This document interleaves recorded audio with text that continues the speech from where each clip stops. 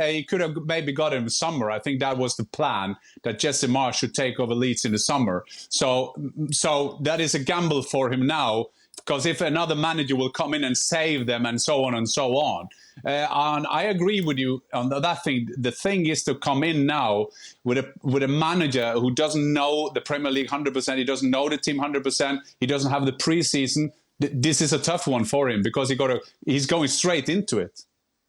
And it's unique, isn't it, Don? You've been involved in these relegation scraps. Absolutely. He's got to hit the ground running. To be fair, I listened to his interview today, Dan, and it was quite impressive. He was talking about Bielsa's way and how much he's not going to try and change it too much. He likes them when they go forward, but he's going to try and address things at the back. He's going to have a little bit more structure. So he's very complimentary of Bielsa's methods and the Leeds players. But like Craig said, you add Liam Cooper to that as well, who's been magnificent for them, and yet the spine of the side's been ripped out of this Leeds team. This is tough for Jesse Marsch. This is a real tough one. I totally agree with Craig. I don't think anyone else in the Premier League would have touched him. But if you're Jesse Marsch, it's worth taking the job, because you back yourself. You always back your own ability. You look at the size of the club that Leeds are, and you'll think, well, maybe Brentford are in free fall. There's probably two clubs that are probably nailed on to go down, and that's Watford and Norwich. So there's sort of one spot you're fighting for with about 4 or 5 teams. So he'll fancy his chances. I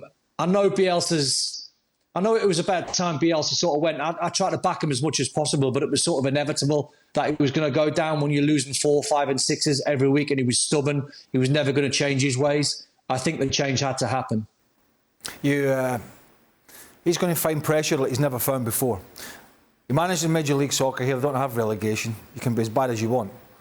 You can suck every week, it makes no difference. He went to Salzburg in Austria, they're not going to get relegated. He went to Leipzig, there is a pressure, of course. But it's a different pressure, as Don said. I think we've all been there, Jan, Don and myself, at various points in our careers. Fighting for your life in the Premier League is way tougher than being at the top. And I've said this to you before, because you look around that dressing room and you think, right, who's with me and who's not? Who wants to get out the treatment room? Who doesn't? Obviously, some can. But you look at some players and you think, yeah, right enough.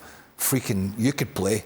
You know what I mean? All that sort of stuff. And it can be a horrible atmosphere. Then you get whipped and you look at this schedule. God, Wednesday, Man City away. Oh, no, you know.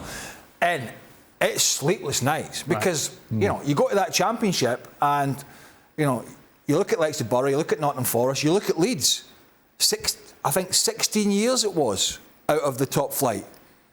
I mean, it's a generation. So a lot of pressure, and he's going to have to hit the ground running like nobody's business. And because Bielsa, Craig, was loved so much as well, he's under that extra pressure to do well. If he gets a couple of bad results, they'll be saying, you shouldn't have sacked Bielsa. We were better off with him. Thanks so much for watching ESPN on YouTube. And for more sports highlights and analysis, be sure to download the ESPN app. And for premium content and live streaming, subscribe to ESPN Plus.